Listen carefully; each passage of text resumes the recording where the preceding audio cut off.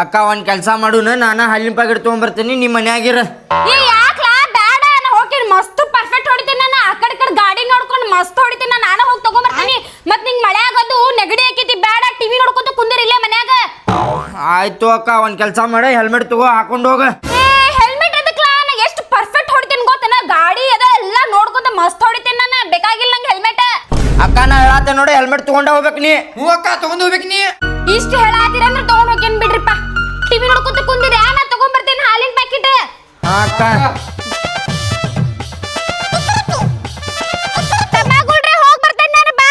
ಅಕ್ಕ ಹುಷಾರ್ ನೋಡ, ರಸ್ತೆದಾಗ ಗಾಡಿ ಅದು ಬರ್ತಿರ್ತಾವ. ಹ್ಞೂ ಅಕ್ಕ, ಹುಷಾರ್ ಹೋಗ್ ಮತ್ತೆ.